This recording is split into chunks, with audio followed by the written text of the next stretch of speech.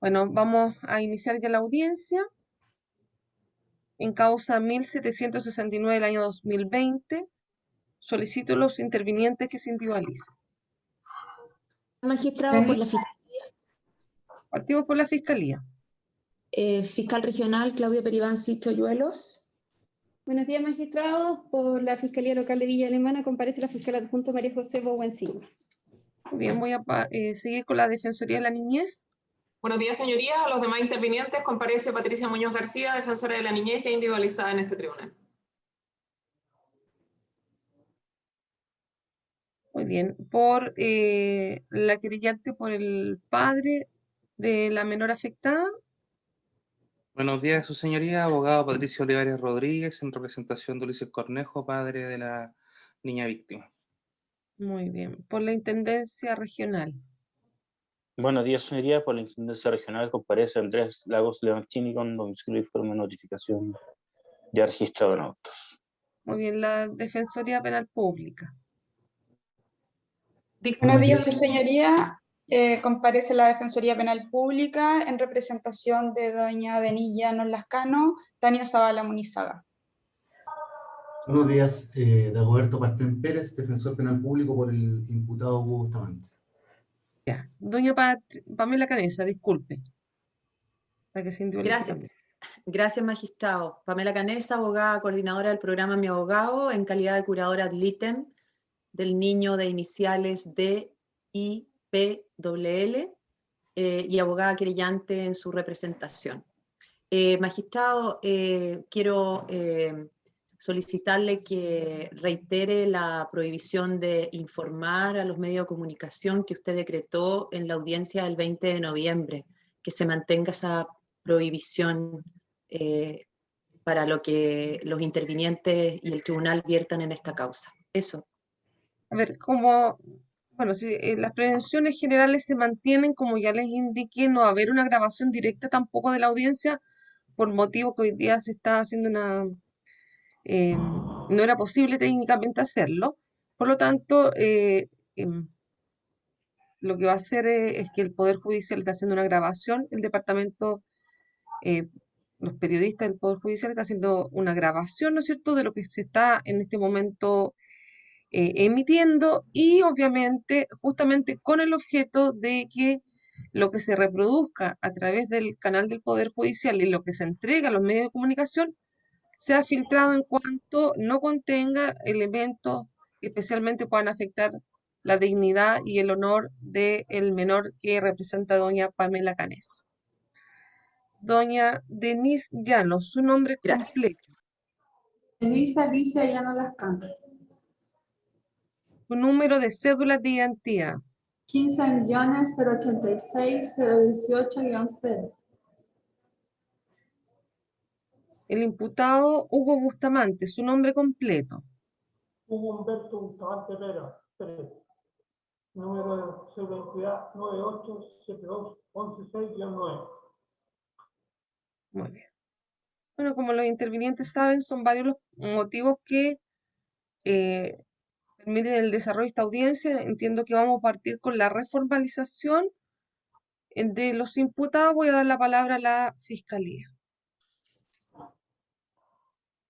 Gracias, magistrado. El Ministerio Público va a reformalizar respecto del hecho número 1. Hago mención, su señoría, que como en la audiencia anterior se formalizó también por el hecho número 2, que afecta al menor de primer nombre Daniel, hijo de la imputada Denise. Esos hechos se mantienen dentro de la formalización, para que quede claro y no haya duda después, y por lo tanto solo vamos a reformalizar respecto de los hechos número 1. Esto es la audiencia anterior, el día 20 de noviembre del año 2020. Para que lo tenga presente, señoría. Sí, se tiene presente. Ya. Entonces, hecho número 1 se reformaliza en el siguiente tenor. Que en días previos al 29 de julio del 2020 y concertados previamente con ese fin, los imputados Hugo Bustamante Pérez y Denise Llanos Lascano resolvieron agredir sexualmente y dar muerte a la hija mayor de esta, Ámbar Cornejo, de 16 años de edad. Los imputados planificaron previamente los hechos descritos y para ello se procuraron tablas de madera, las que adquirieron con anterioridad. Además, entre los días 20 y 28 de julio, el imputado Hugo Bustamante realizó diversas búsquedas en Internet, digitando las siguientes frases: precio de armas eléctricas, pistola eléctrica, paralizante a distancia, uso del cloroformo para dormir, venta de camisa de fuerza psiquiátrica, tortura china con bambú, tortura china gota de agua, torturas para doblegar la voluntad, éter en spray para dormir, uso del éter para dormir personas, uso médico de la escopolamina, burundanga, ¿qué es?, dónde comprar gamma hidroxibutírico, poder total y absoluto, cómo cambiarse el nombre y apellido, torturas psicológicas, métodos de tortura, precios de moledoras de carne, golpes para desmayar, dormir o inmovilizar. En ese contexto, y para que el delito se cometiese favoreciendo su impunidad, el 29 de julio de 2020, Denis Llanos, en el domicilio que compartía junto a Hugo Bustamante, ubicado en calle Covadonga, 641 Peña Blanca, Villa Alemana, despertó a su hijo menor, Daniel Pérez, a las 7 de la mañana y le ordenó levantarse y dirigirse a su colegio a buscar la mercadería que regularmente retiraba en dicho establecimiento educacional y que le correspondía por ser un beneficio gubernamental. Luego, apenas Daniel salió del domicilio común, la imputada Denis Llanos llamó por teléfono a las 8:47 am a la víctima Ámbar Cornejo para pedirle que fuera a su domicilio con la pretendida finalidad de hacer la entrega de una suma de dinero en efectivo que correspondía al pago de pensión de alimentos que el padre de Ámbar había depositado. Así, una vez que la víctima llegó al domicilio ubicado a la altura del número 641 de calle Covadonga, la imputada Denis Llanos la instó a ingresar al inmueble y una vez en el interior de la casa, colaboró con Hugo Bustamante en la contención y reducción de su hija, permaneciendo en el inmueble mientras el imputado Hugo Humberto Bustamante Pérez procedió a golpear repetidas veces a Ámbar Cornejo Llanos, lo que hizo con sus manos, pies y objeto contundente en diversas partes del cuerpo, tales como cabeza, tórax, estómago, espalda, manos, brazos, antebrazos, glúteos y muslo. Introdujo con intención homicida un calcetín en su boca, comprimiendo su boca y nariz con sus manos, obstruyendo su respiración, y la accedió carnalmente, introduciendo su pene en la vagina y ano del adolescente hasta ocasionar su muerte clínicamente establecida como sofocación por obstrucción de orificios respiratorios. Alrededor de las 9:36 am del día 29 de julio del 2020, los imputados esperaban a Daniel fuera de la casa, y cuando éste llegó, Denis le indicó que debían trasladarse inmediatamente al departamento de su propiedad ubicado en Limache. Daniel entró a la casa solo para ir al baño y luego se retiró con su madre alrededor de las 9:45. El mismo día 29 de julio de 2020, en momentos indeterminados, en el domicilio ya indicado de Covadonga 641 Villa Alemana, Hugo Bustamante, utilizando 2 cuchillos y un serrucho, cercenó el cuerpo del adolescente en 15 segmentos y lo evisceró, encontrándose la cabeza envuelta en un plástico. Tras ello, ubicó los segmentos en 3 contenedores de plástico o cooler que sepultó bajo el piso del mismo inmueble en un forado de 52 centímetros de profundidad que él mismo realizó y cubrió con tablas. De esta manera, el imputado Bustamante inhumó el cuerpo de Ámbar Cornejo, contraviniendo lo dispuesto por las leyes y reglamentos en cuanto al tiempo, sitio y formalidades prescritas para las inhumaciones, en especial lo dispuesto en los artículos 135 y siguientes del Código Sanitario. Durante la tarde del día 29 de julio y la madrugada del día 30, Denis Llanos y Hugo Bustamante mantuvieron permanente comunicación telefónica y a través de redes sociales. El 30 de julio de 2020, a las 7:25 am, el imputado Hugo Bustamante llama nuevamente al teléfono de Denis Llanos. Alrededor de ese mismo horario, Denis, en pleno conocimiento del delito que Hugo Bustamante había perpetrado en la persona de Ámbar Cornejo, salió del departamento de su propiedad, ubicado en calle Concordia, Bloc B, departamento 501, comuna de Limache, y adquirió en un almacén cercano una botella de pintura para piso marca Rommel y 2 envases de cera para pisos marca Virginia, luego de lo cual se dirigió a la estación del metro Limache y regresó a su domicilio en Villa Alemana antes de las 9 de la mañana, dejando a su hijo Daniel en el departamento antes individualizado. Ya en la casa de Covadonga 641 Villa Alemana, la imputada Denis Llanos, en conjunto con el imputado Hugo Bustamante, ocultaron el lugar en que se encontraba el cuerpo de Ámbar Cornejo encerando con los productos de limpieza que previamente ella había adquirido el piso que había sido alterado por Bustamante, al reemplazar parte de las tablas que lo cubrían con las que se había procurado con anterioridad.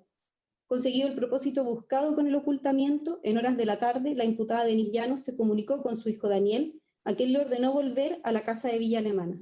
Daniel regresó alrededor de las 17 horas y almorzó junto a Hugo y Denise.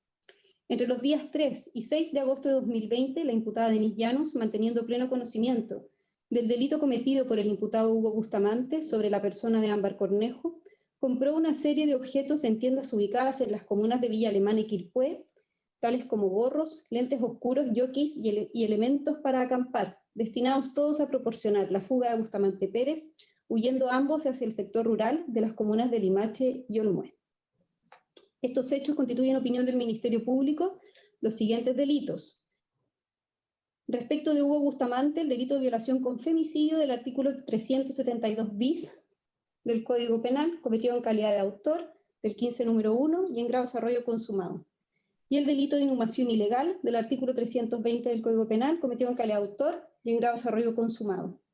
Respecto de Denise Llanos, el delito de violación con homicidio del artículo 372 bis, en calidad de autora, del 15 número 3 y en grado de desarrollo consumado. Sin perjuicio que se mantienen, como ya mencioné, las imputaciones del hecho número 2 que afectaron al menor Daniel. Muy bien, se consulta al imputado Hugo Bustamante, se entendió los hechos por los cuales está siendo formalizado. Sí, con toda claridad. Y respecto a la imputada Denise Llanos, se consulta si entendió lo que dijo la señora fiscal. Sí, sí entendí. Muy bien. También hay una segunda petición. La Defensoría está pidiendo el apercibimiento del cierre de la investigación, por un lado, y la Fiscalía está pidiendo la ampliación del plazo de investigación. Voy a dar la palabra a la Fiscalía y luego a la defensa para ver si va a mantener la petición de apercibimiento y voy a escuchar a los creyentes, obviamente, también respecto de la posición de cada uno. Su señoría, en todo caso, esta parte también hizo petición de aumento de plazo. Perfecto. Gracias, magistrado. En este caso, la Fiscalía va a solicitar que se amplíe el plazo de investigación en 50 días a partir de hoy, teniendo en consideración los siguientes antecedentes. Es de conocimiento de todos los intervinientes que el día de ayer, antes de ayer o ayer, no recuerdo la fecha exacta, llegó el informe psiquiátrico del UPTF de ambos imputados, uno de ellos que se pudo realizar, el otro no, toda vez que el imputado Hugo Bustamante declinó participar de dicho peritaje. Y evidentemente ese peritaje tiene información que debe ser analizada para efectos de ver si es necesario realizar nuevas diligencias o no. Por otro lado, también es de conocimiento de todos los intervinientes, su señoría, que efectivamente en esta causa existen variados peritajes de carácter técnico, que son los peritajes bioquímicos relativos tanto a la evidencia encontrada en el sitio del suceso, también en las dos veces, digamos, que se incautó en dicho lugar, como también a la evidencia que se ha ido recopilando a medida que se han ido obteniendo las huellas genéticas de los imputados, asimismo la huella genética del menor Daniel y los elementos, digamos, relativos al domicilio de Limache, donde ocurrieron parte de los hechos que afectaron al menor Daniel. En ese sentido, entonces, si bien esos informes llegaron a la carpeta investigativa, no es menos cierto que esta Fiscalía ha solicitado a la Piedito, que ha hecho todos estos peritajes, que evacúe un informe técnico donde en el fondo analice toda esta evidencia de manera conjunta y puede emitir ese informe. Y la perito, que en estos momentos está haciendo uso de su feriado legal, me indica que necesita por lo menos 40 días desde el día 8 de marzo, que es el día en que ella llega. Es por eso entonces que estamos pidiendo los 50 días como ampliación de la investigación. Muy bien, doña Pamela Canesa, le doy la palabra. Sí, su señoría, esta parte también se va a adherir a la petición formulada por la fiscal del Ministerio Público y también va a solicitar que se amplíe el plazo. Son diligencias que esta parte estima relevante cuyo resultado interesa obviamente a la teoría del caso esta parte, y va a solicitar al tribunal entonces se conceda el aumento de plazo de 50 días a partir del vencimiento, que si no me equivoco es el 15 de febrero.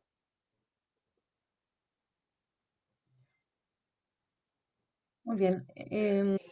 Perdón, magistrado, sería a partir de hoy día la ampliación, que es lo que estoy Ah, ya. solicitando.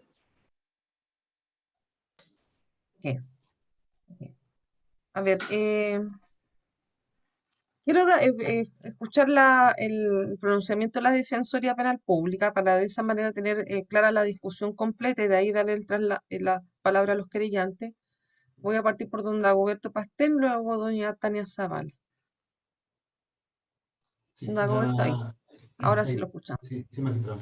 La defensa va a insistir con el apercibimiento de cierre. Entendemos que las diligencias que se han decretado en esta causa se encuentran todas agotadas, los dos argumentos que ha dado la señora fiscal para efecto de solicitar la ampliación.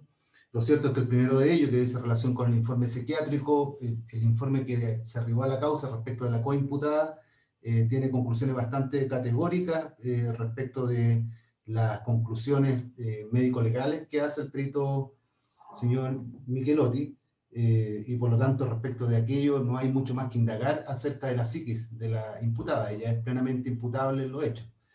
En segundo lugar, respecto de la pericia bioquímica, lo cierto es que esta pericia ya está en la carpeta de investigación. Lo que se ha solicitado ya fue pedido en definitiva por el Ministerio Público. Si la perito por razones personales no lo ha podido evacuar, eso no puede ser carga del imputado y ampliar por 50 días más la investigación. Él tiene derecho a ser juzgado en un plazo razonable, y en ese sentido entendemos que es razonable el plazo que se dictó desde el 7 de agosto del año pasado hasta el día de hoy. Estamos hablando casi de 5 o 6 meses. Y en ese sentido me parece que la defensa no tiene otra opción que insistir con el apercibimiento de cierre.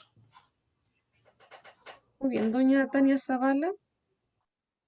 Gracias, señoría. En el caso de esta defensa y por instrucción del defensor titular, la defensa no se va a oponer a la ampliación solicitada.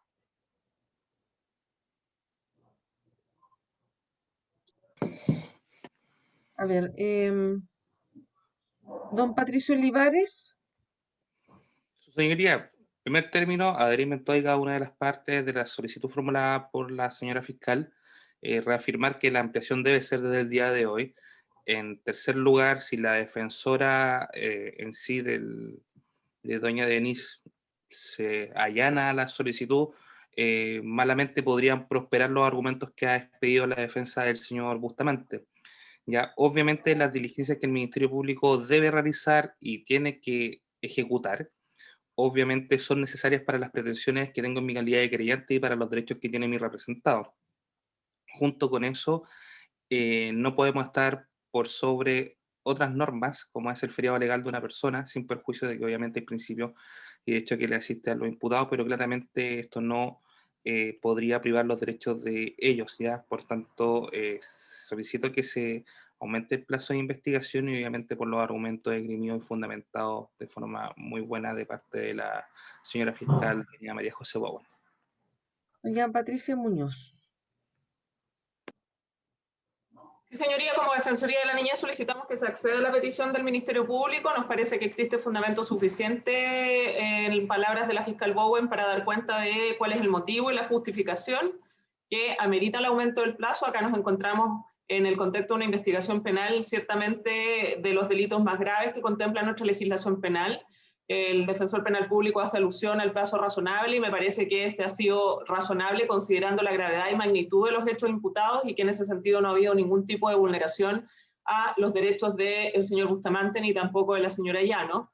Tanto es así que la defensa de esta última no se ha opuesto al aumento de plazo. Y adicionalmente hay que considerar la necesidad de que la persecución penal sea lo suficientemente eficiente y para ello efectivamente se requiere que la investigación e indagación a través de toda la prueba que se requiera sea lo suficientemente contundente y se encuentre agotada. Y desde esa perspectiva nos parece que existe fundamento plausible para que se acceda a la petición del Ministerio Público y por lo tanto nos adherimos a eso, solicitando que se amplíen 50 días a contar del día de hoy, conforme ha sido solicitado por la fiscal Bowen, no teniendo dicha ampliación ningún tipo de ser perjudicial para los derechos del imputado Bustamante, que es quien ha reclamado esta petición. Muy bien, don Andrés Lagos.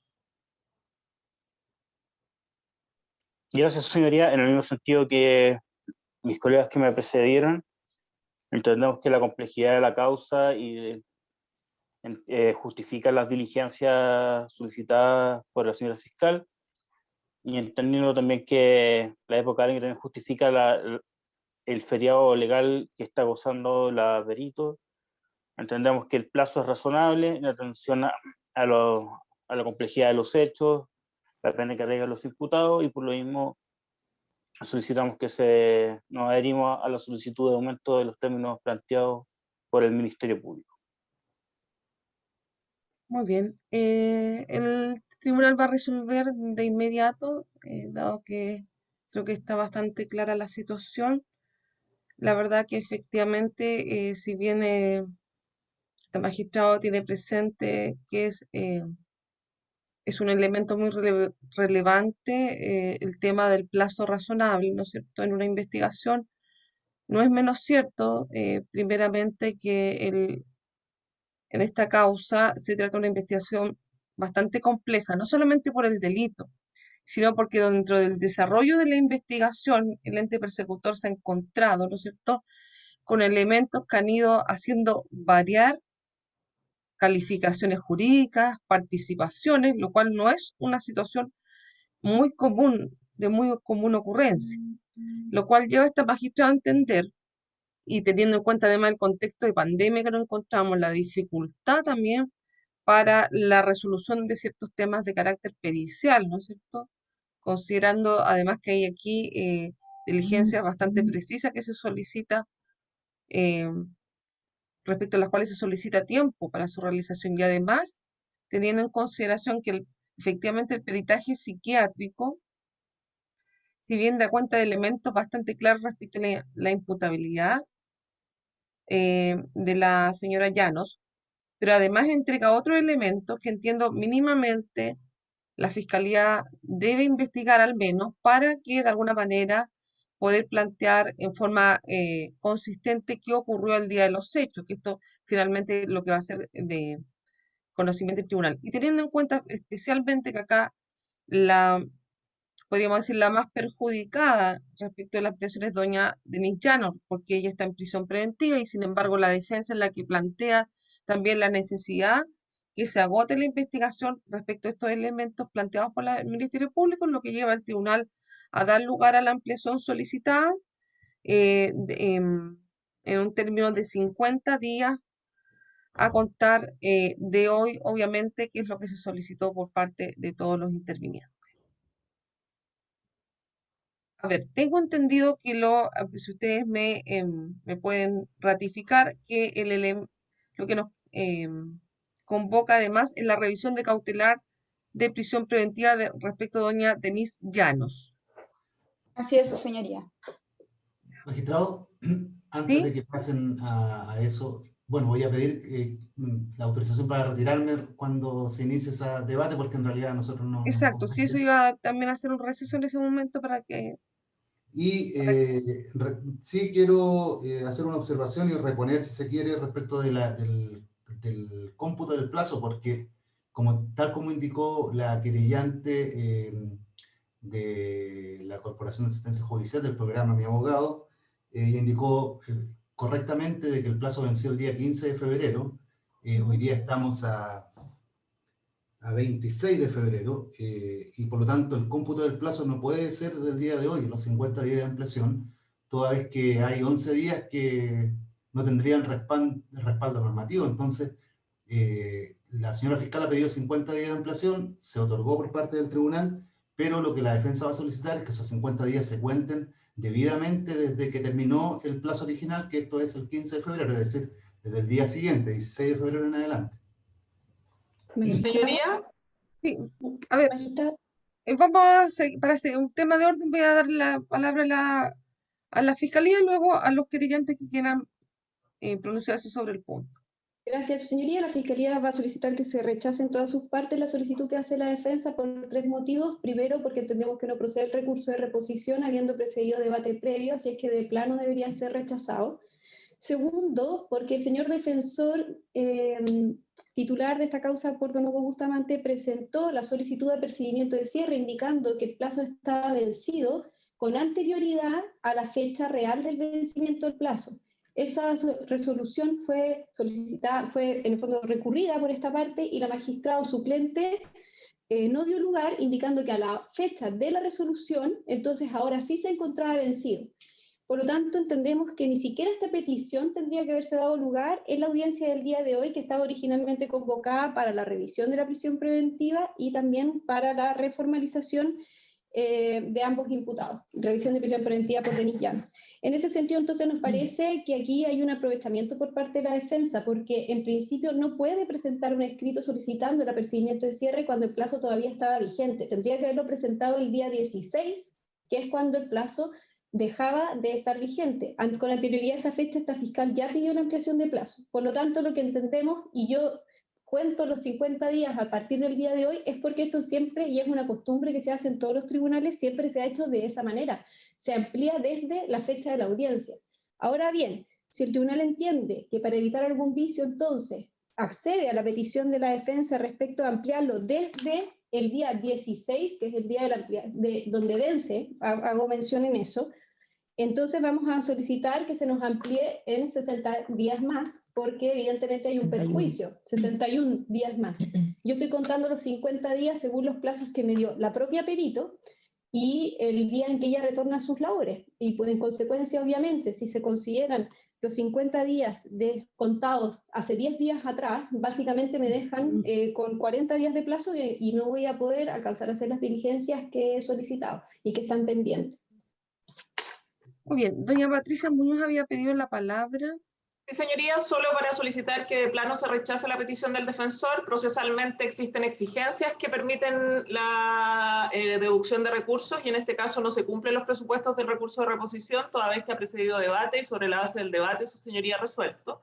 Y adicionalmente a ello, hacer énfasis porque una de las justificaciones que esgrime la defensa para solicitar o presentar este recurso, que desde mi perspectiva no cumple con las exigencias procesales, es decir que habría un espacio de tiempo que no tendría sustento legal. Y lo cierto es que cada vez que se solicita un aumento de plazo y un tribunal de la República fija la audiencia para debatir el aumento e incluso el eventual apercibimiento de cierre, es precisamente eso lo que da la legalidad a aquellos días que están contenidos en una resolución mediante la cual, por decisión de un tribunal de la República, se entiende aumentado hasta esa fecha y por lo tanto desde ahí la contabilidad del plazo en razón de la decisión que se puede estar adoptando, como la que se ha adoptado por su señoría el día de hoy, considerando 50 días a contar de esta fecha. Por tanto, las peticiones son que se rechace de plano el recurso por no proceder jurídicamente al no cumplir las exigencias procesales y que en dicha virtud se mantenga la decisión que su señoría ha resuelto en términos de aumentar por 50 días a contar de esta fecha. Muy bien. Creo que, no sé si hay algún querellante que se quiera pronunciar. Creo que no es necesario que Está se todo pronuncien dicho. todos. Pero si alguno desea decir algún argumento distinto. No, su señoría. Muy bien. Bueno, acá Disculpe, Sí, solo sí, quiero hacer solamente una precisión sí. para que usted resuelva. Se ha indicado por parte de la señora fiscal y la querellante de que no procede la reposición. Lo cierto es que acá el debate sobre la contabilidad del plazo no existió. Por lo tanto, mal podría establecerse de que hubo debate previo desde el momento en que se inicia la contabilidad del mismo. Por esa razón se presentó el recurso de reposición. Solamente esa precisión. Su señoría. A ver, sí, Brevemente, preciso. para aclarar, Brevemente, el por debate favor. efectivamente existió, fue promovido por la querellante doña Pamela Canesa, que indica que el plazo debería correr del día 16. Se precisa de parte de la señora fiscal María José Bowen, por parte de este querellante y la defensora de la niñez, que debía ser desde el día 26. El tribunal comprendió que debería ser así, por lo tanto se resolvió, por lo tanto el debate previo existió. Sí, bueno, el tribunal va a resolver, bueno, en esta causa podríamos decir, han ocurrido varias cosas que son, podríamos decir, inusuales. Una de ellas que se pidió por parte de la defensa el apercibimiento del cierre antes de que efectivamente hubiese transcurrido el plazo y efectivamente se dio lugar, señalando que efectivamente una vez que en el momento que se iba a realizar la audiencia ya el plazo iba a estar cumplido. Pero sabemos todos que desde el punto de vista de la práctica, ¿no es cierto?, resulta imposible para los tribunales agendar audiencia en el momento mismo en que las causas terminan sus plazos, de correr sus plazos. Esto ya es una cosa que excede, ¿no es cierto?, excede toda posibilidad, ¿no es cierto?, lógica y práctica de que podamos realmente agendar la audiencia el mismo día en que terminan los plazos de investigación. Por lo tanto, la práctica habitual implica que hay un plazo más o menos extenso entre que formalmente se pide el apercibimiento y que se realiza la audiencia. Primeramente, respecto del, de si es posible admitir a tramitación este recurso, efectivamente yo concuerdo con los intervinientes en cuanto acá se promovió el debate, se sentaron las bases del debate en cuanto se estableció desde qué fecha se podría o no contar esta ampliación, y me parece que en esos términos no procede la reposición, puesto que procedió ya, esta magistrada escuchó los argumentos de ambas partes, se promovió debate y entiendo que en conocimiento de esos antecedentes resolví. Pero además, me parece que respecto al fondo del asunto, respecto a un posible recurso, podríamos decir, de aclaración o de revisión, me parece que tampoco la fórmula de cómputo del plazo expresada el día de hoy afecta a ningún derecho de los intervinientes por las razones que ya antes indiqué, es decir, que en definitiva de manera alguna podría considerarse que el plazo que media entre el cierre efectivo o el transcurso efectivo del primer plazo y la realización de la audiencia de hoy es un plazo que queda de alguna manera fuera de toda legalidad, porque efectivamente, recogiendo el argumento de doña Patricia Muñoz, al dictar la resolución, la magistrado que fijó para el día de hoy la realización de este debate, me parece a mí que ya está estableciendo que en definitiva era imposible jurídicamente cerrar la investigación antes del día de hoy por las razones prácticas administrativas que correspondían. En este sentido, rechazo entonces por los argumentos ya vertidos la reposición planteada por el señor defensor penal público. Quiero saber si hay alguna cuestión previa adicional antes de entrar a lo que es la revisión de la medida cautelar. No por esta parte. Entiendo que no hay nada más, don Dagoberto. Vamos, magistrado. Ya, vamos a dar un par de minutos para que pueda retirarse don Dagoberto Pastel y también pueda ser retirado el imputado Bustamante, porque ya terminó la audiencia respecto de él y continuaríamos con la revisión de la PP.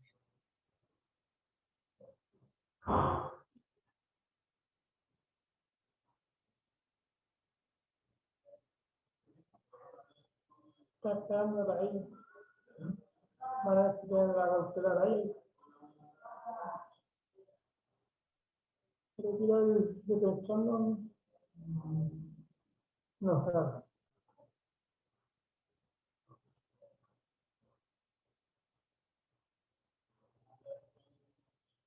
Ya voy a usar ahí la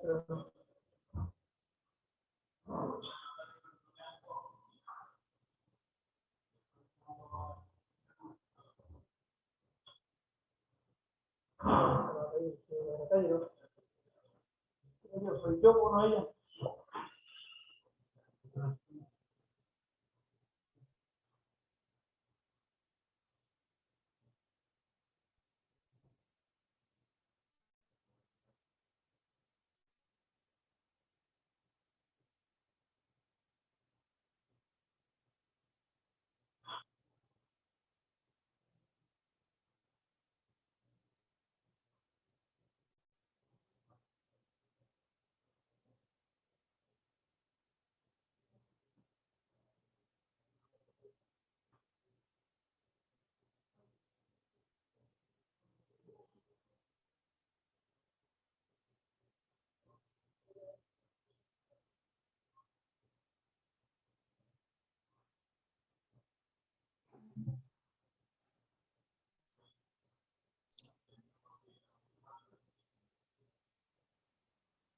Ya. Antes de iniciar, a la unidad de alta seguridad está desocupado el imputado. No sé si me escuchan. Sí. Muchas gracias. Gracias, hasta luego.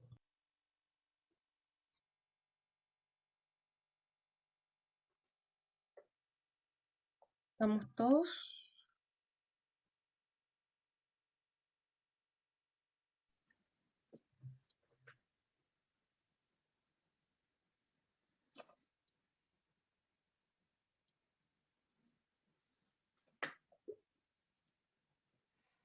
Estamos todos, ¿no es cierto? Sí, ya. Vamos a continuar entonces. Voy a dar la palabra a doña Tania Zavala para que exprese los argumentos, luego de ahí fiscalía y luego querellante. Gracias, su señoría. La defensa de doña Denise Llanos ha solicitado la revisión de prisión preventiva, en primer lugar por estándar de defensa.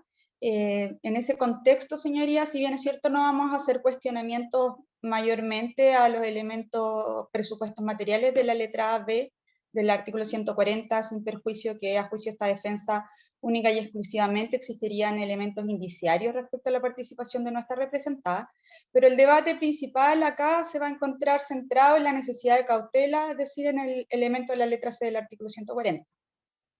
Ha señalado el defensor titular, en primer lugar, que hay que tener presente que la medida cautelar de prisión preventiva en ningún caso tiene una función de carácter punitivo. En ese orden de ideas, nuestra representada lleva aproximadamente 5 meses privada de la libertad, sigue gozando de la presunción de inocencia, que como sabemos es un elemento que se encuentra consagrado a nivel constitucional, tratados de derechos humanos internacionales, y asimismo también, señoría, en el Código Procesal Penal. En ese orden de ideas entiende la defensa que no puede ser una pena anticipada esta circunstancia, y hasta que no haya una sentencia condenatoria, señoría, en ese sentido no puede esta medida cautelar tener una función de carácter preventiva instrumental. Hay que tener presente, señoría, que mi representada goza de irreprochable conducta anterior, tiene arraigo nacional, tiene arraigo social, familiar, pero también hay que tener presente que ha efectuado una colaboración sustancial en esta investigación. De no ser por la declaración de mi representada, en primer lugar, no habría sido factible la formalización de don Hugo Bustamante. En segundo lugar, señoría, mi representada se sometía voluntariamente a una pericia psiquiátrica con peritos, digamos, de confianza del Ministerio Público. Y en tercer lugar, ha prestado autorización voluntaria para efecto de que se realicen exámenes corporales, donde se han tomado diversas muestras que han sido parte de elementos que ha tenido el ente persecutor dentro de su carpeta investigativa. Por lo tanto, no se puede entender sino que aquí va a proceder una minorante responsabilidad y que ha tenido una sustancial colaboración con esta investigación. Ese no es el orden de ideas, señoría, que en este caso no se ha demostrado que una medida cautelar de menor intensidad no tenga a la vista los fines del procedimiento, y por ello es que el defensor titular solicita que se sustituya la medida cautelar de prisión preventiva por aquella del artículo 155 letra A y propone el arresto domiciliario de carácter total, señoría. Muy bien, señora fiscal. Gracias, señoría. Me voy a hacer cargo de los argumentos de la defensa en relación a la necesidad de cautela, estimando desde ya a la Fiscalía que en esta indagación no han variado las circunstancias que se tuvieron en cuenta con fecha 25 de septiembre, cuando se decretó la prisión preventiva de Denise Llanos. Es más, no solo no han variado los que se tuvieron en consideración en ese momento para estimar que la medida cautelar de mayor entidad era la que correspondía de acuerdo a los requisitos legales, sino que con posterioridad se sumó la imputación de delitos adicionales, como son los sancionados en el artículo 366 y 366 cuater respecto de Denise Llanos. Señala, en primer término, su señoría, si vamos a extendernos respecto de la gravedad de la pena como criterio ilustrador y mandatorio del artículo 140, hay que tener en cuenta que el delito de violación con homicidio que se está imputando a Denise Llanos es aquel que consigna la mayor pena que estima aplicable nuestro ordenamiento jurídico, y moviendo el rango desde el presidio perpetuo al presidio perpetuo calificado, y es un antecedente el más relevante, estimamos, desde el punto de vista de la necesidad de cautela. En segundo término, su señoría, lo que ha referido la defensa es que aquí habría tenido lugar una colaboración sustancial de la imputada. La Fiscalía discrepa de aquella consideración. En primer término, es evidente por el desarrollo que tuvo la indagatoria que la imputada Denise Llanos no ha sostenido una colaboración sustancial con el Ministerio Público. Sus declaraciones, su señoría, dos declaraciones formales ante la Policía de Investigaciones y una tercera referencia a un relato que tiene, que se consigna en la evaluación psicológica y psiquiátrica de la imputada, dan cuenta que ella ha tenido versiones absolutamente disímiles. La primera declaración, su señoría, es de fecha 1 de agosto del año 2020, se toma por parte de la unidad BICRIM de Villa Alemana, y en esa oportunidad, estando ella en el domicilio en que vivía con el imputado Hugo Bustamante y donde se dio muerte a Ámbar, ella no colabora con la investigación y entrega antecedentes que dan cuenta simplemente de que en su criterio ella desconocía absolutamente lo que había ocurrido con Ámbar y se encontraba, al igual que el resto de la gente, en un proceso de búsqueda de la misma, lo que no es efectivo, su señoría, porque ella no había dado ninguna cuenta efectiva, no hay ningún registro que dé cuenta de que ella buscaba a su hija desde el momento de su desaparición. Y sabemos ahora, muchas semanas después, que ese día, 1 de agosto, cuando ella declaraba que no tenía conocimiento acerca de lo que había ocurrido, sabía que ella estaba sepultada en el mismo lugar en donde ella se encontraba viviendo con el imputado Hugo Bustamante. En su segunda declaración, su señoría, con fecha 6 de agosto, ahora ella efectivamente proporciona ese antecedente en relación a que ella estaría sepultada en el hogar que compartía con Daniel Bustamante, pero aún así es absolutamente mendaz en la forma en que entrega información y en la forma como ella se sustrae completamente de las acciones de acuerdo y materialización del delito de homicidio y femicidio respecto de Hugo Bustamante.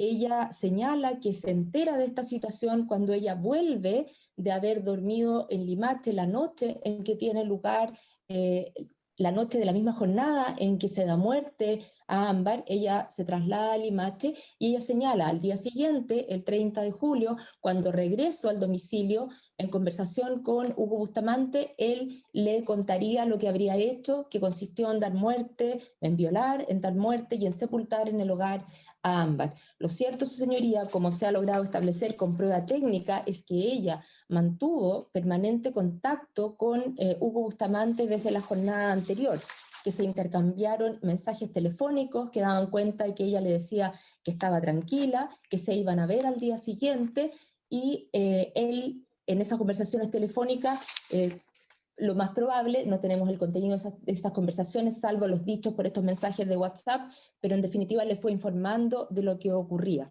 Por lo tanto, ella, cuando sale de la casa el día 29, tiene perfecta conciencia de qué es lo que ha ocurrido, está ocurriendo y seguirá ocurriendo en ese domicilio.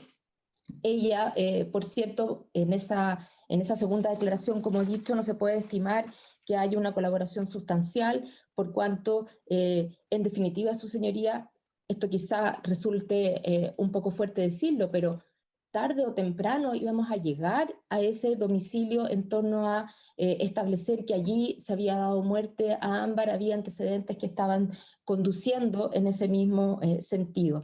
En una tercera versión de sus dichos, a propósito del relato que ella espontáneamente entrega en la evaluación pericial, ella ahora se ubica a propósito de, entendemos un poco el desarrollo de la propia investigación, es decir, es bastante sintomático que acá ella vaya incorporando elementos a su declaración según se han ido estableciendo producto de la indagación objetiva que ha llevado adelante el Ministerio Público. Y ya en esta tercera versión, no es que no sepa lo que ocurrió, no es que sepa que Hugo Bustamante fue el único que actuó, sino que ella se ubica en el lugar, incluso en etapas en que se está desarrollando la conducta de contención y de dar muerte a Ámbar, y se ubica en ese espacio de tiempo, además de reconocer que había una preparación, al menos del día anterior, cuando se dispone a llamar a Ámbar para acordar que ella concurra al domicilio a retirar su dinero, y además se planea que Daniel debía salir muy temprano en la mañana en ese mismo día.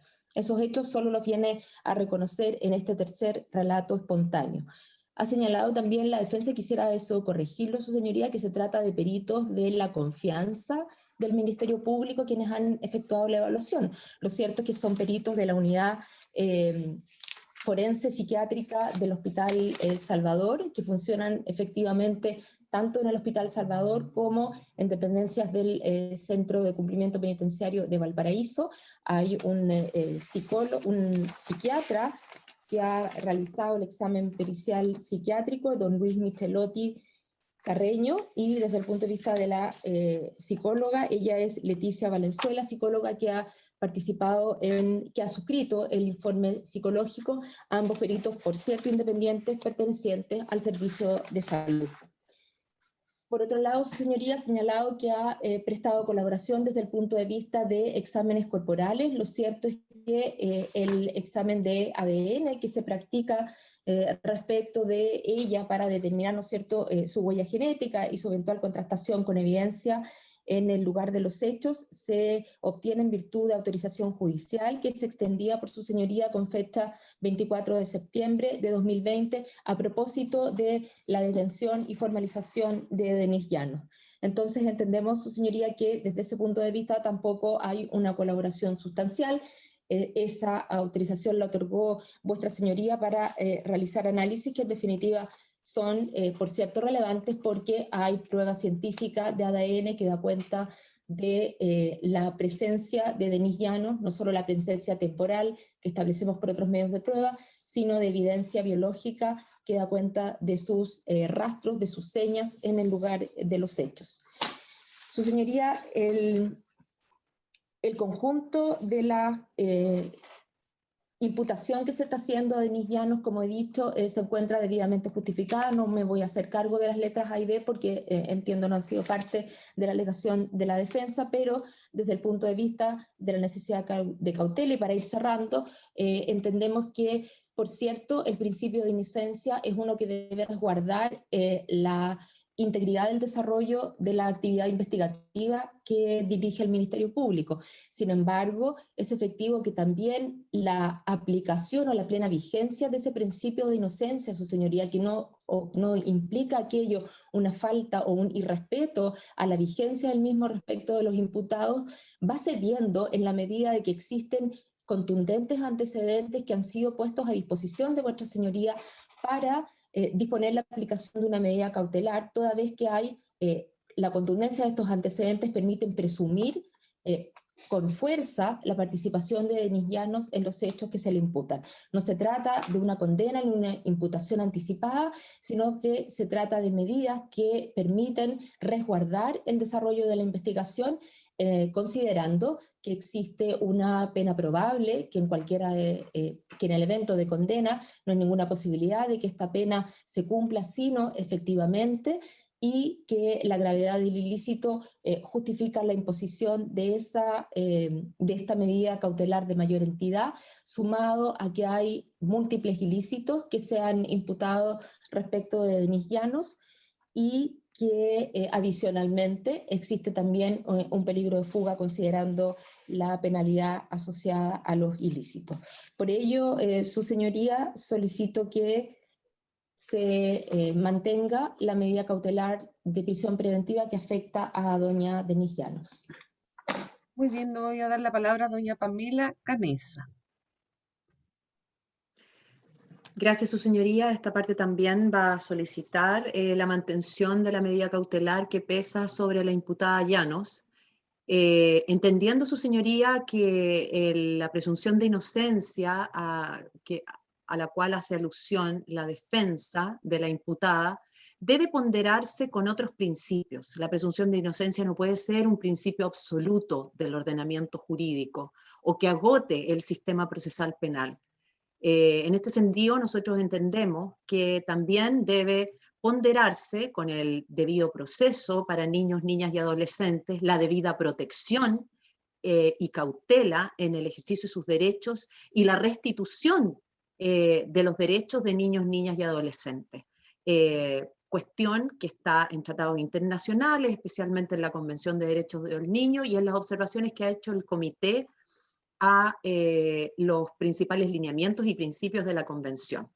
Entendemos, su señoría, que dada la naturaleza de los delitos por los cuales se ha formalizado a la imputada, el número de víctimas, la pena probable, la relación de parentesco habida con las víctimas, que también constituye un agravante, los bienes jurídicos aceptados, vulnerados, su señoría, que son bienes jurídicos de primer orden en nuestra sociedad, como son la vida y la libertad sexual de niños, niñas y adolescentes, son argumentos suficientes, de ninguna manera arbitrarios, consagrados en la legislación y fundantes de la decisión que ha tomado el Tribunal de Garantía para decretar la medida cautelar más gravosa para esta imputada. Vamos a pedir entonces que se mantenga. Muy bien, doña Patricia Muñoz.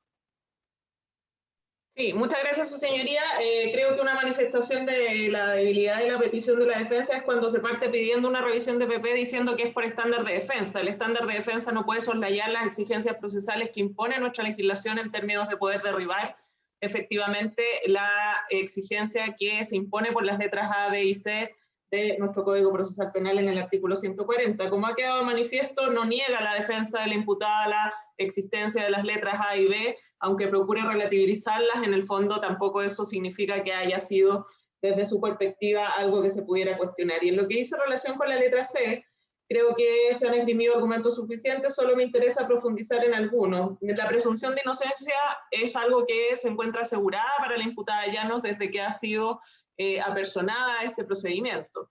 Lo que la presunción de inocencia también permite sostener y avalar es que dentro de un contexto procesal penal existe la posibilidad de que la única medida cautelar que sea razonable, proporcionada y acorde a los antecedentes de la investigación y al sustento sobre la cual se funda la imputación sea la medida cautelar de prisión preventiva. Y eso no tiene que ver en ningún caso con una situación de que se esté adelantando la pena, sino que con que desde la perspectiva procesal las exigencias de la imposición de medidas cautelares también tienen requisitos que deben ser cumplidos y analizados por un tribunal al decretarla. Y en el caso de la señora Llanos, como queda de manifiesto, no solo se encuentra imputada por el delito del artículo 372 bis, sin duda uno de los más graves de nuestra legislación penal, sino que también por delitos sexuales cometidos contra su hijo menor.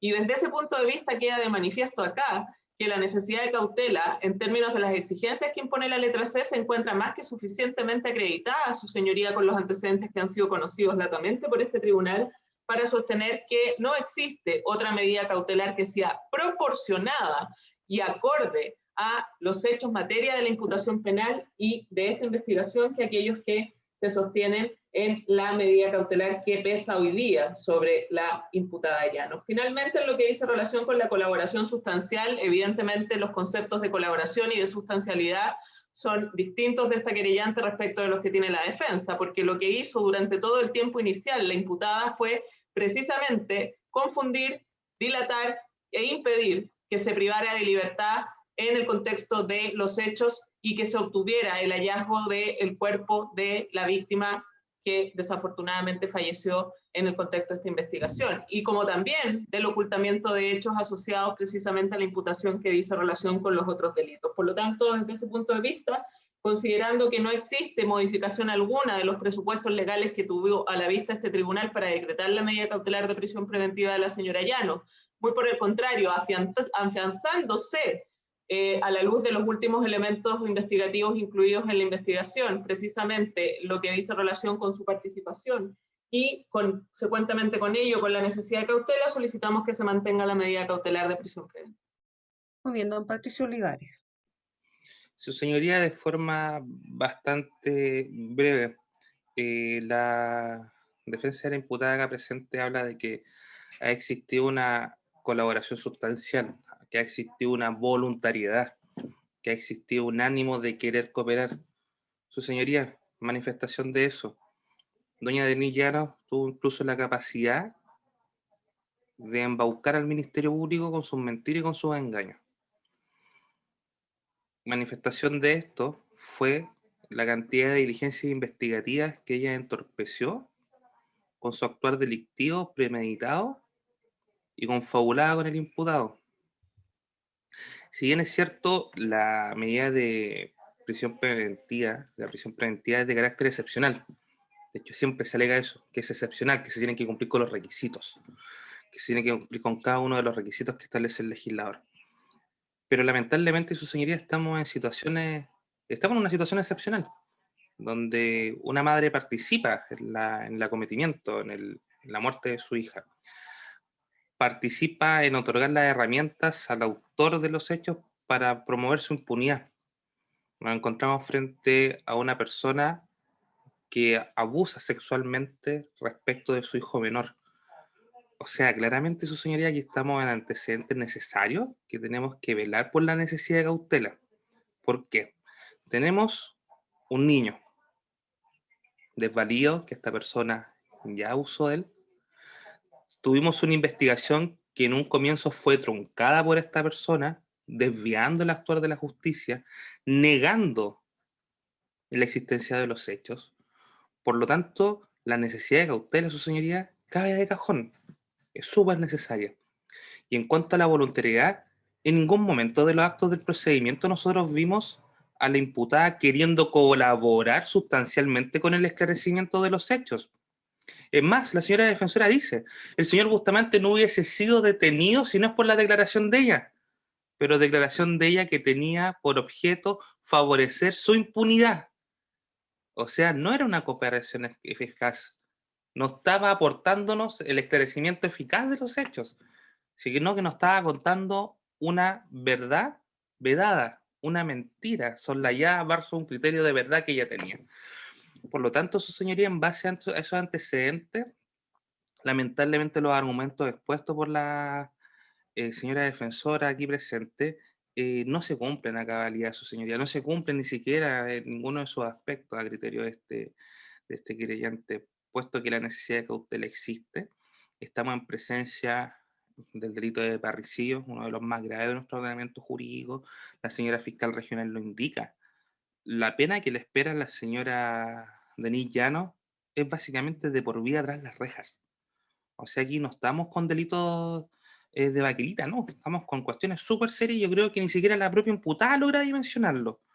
Pero por lo menos, por lo tanto, existe el sistema jurídico, existe el sistema de nuestro ordenamiento jurídico que nos permite, mediante esta herramienta de la prisión preventiva, salvaguardar la integridad de las víctimas, salvaguardar el éxito de la investigación, salvaguardar la seguridad de la sociedad toda. Por lo tanto, su señoría, en base a las alegaciones que han emitido mis colegas aquí presentes, solicito que se rechacen todas y cada una de sus partes la solicitud de la colega defensora presente en esta audiencia. Muy bien, don Andrés Lagos. Gracias, su señoría. En el mismo sentido que mis colegas, solicitamos que se rechace completamente la solicitud de modificación de medida cautelar. Entendemos en primer término que en cuanto a la letra C, claramente aquí hay un peligro para la seguridad de la sociedad. No ha habido, toda vez que la medida cautelar de prisión preventiva fue impuesta en virtud de delitos más graves e incluso se fueron sumando otros igualmente graves. Por lo tanto, la necesidad de cautela, tal como el señor fiscal, se ha acrecentado. No se han aportado antecedentes nuevos más que el transcurso del tiempo, pero entendemos que la medida cautelar es claramente proporcional e idónea a los hechos que se han ventilado tanto en la reformalización como por mis colegas creyentes, y en tal sentido entendemos que no existe otra vía ni antecedente que pueda modificar la medida cautelar que se encuentra actualmente impuesta, solicitando que se mantenga en tales términos. Nada más, señoría. Gracias. Muy bien. Quiero saber si la defensa quiere replicar. Señoría, no es necesario ejercer el derecho a réplica, gracias. Muy bien.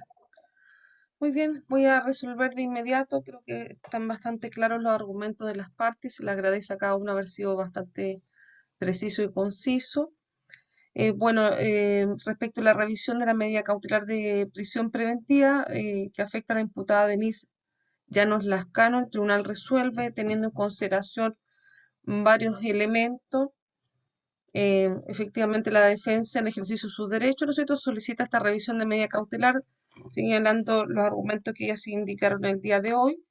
Y el tribunal tiene en cuenta al resolver primero respecto de la existencia de los delitos y la participación, lo cierto que a diferencia de lo que fue la etapa inicial de la investigación, en que inclusive solamente fue formalizado el imputado Bustamante, lo cierto que durante el transcurso de la investigación se fueron allegando diversos elementos, entre ellos elementos de carácter pericial y otros elementos que fueron dando el contexto, ¿no es cierto?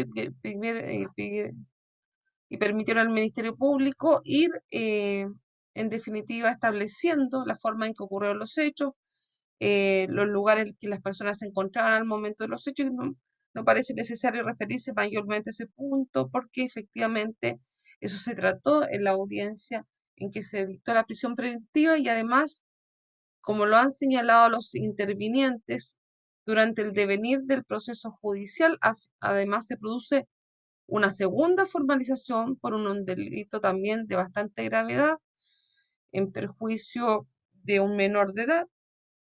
Por lo tanto, desde el punto de vista de la existencia de elementos que permitan entender que hay presupuestos materiales respecto al delito o a los delitos que nos convocan, lo cierto que en definitiva creo que más bien se ha ido consolidando, ¿no es cierto?, la situación contra de la imputada en cuanto hay elementos probatorios no solamente del tipo de declaración de testigos, sino elementos científicos que la sitúan también en el lugar de los hechos.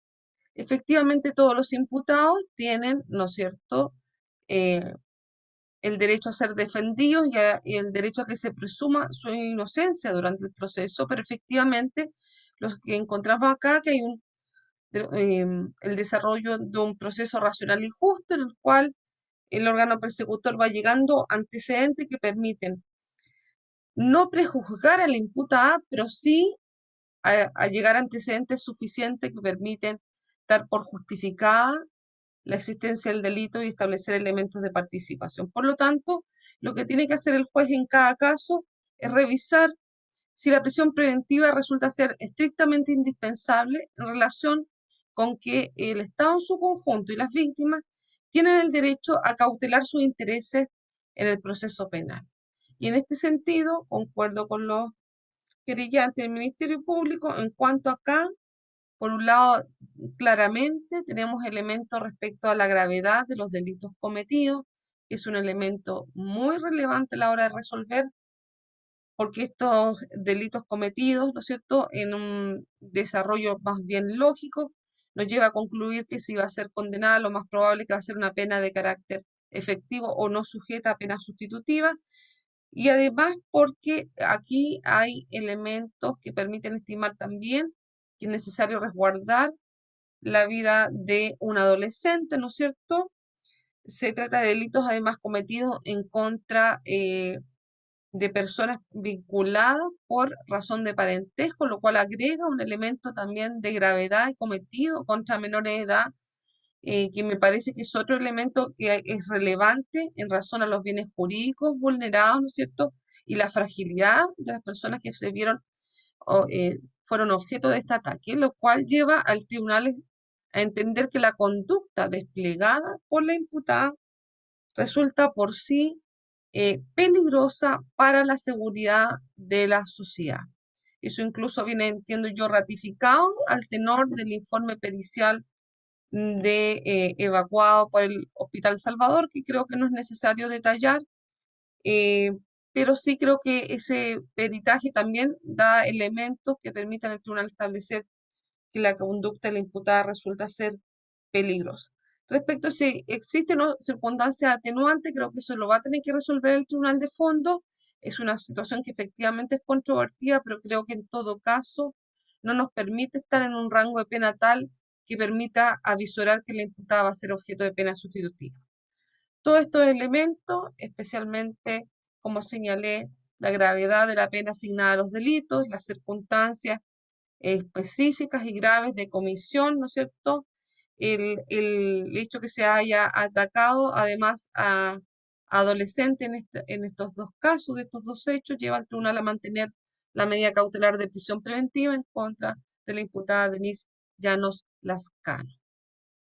Muy bien, quiero saber, entiendo que estas eran todas las peticiones que se tenían para el día de hoy. Señora fiscal, señora defensora. Nada más por la fiscalía, su señoría. En los mismos términos, señoría, entiendo que ya se Muy alegaron bien. todos los que estaba previsto. Los querellantes, entiendo también que esta era la última petición. Sí, señoría, nada adicional que solicitar. Muy bien. Bueno, muy buenas tardes a todos. Ponemos entonces término a la audiencia.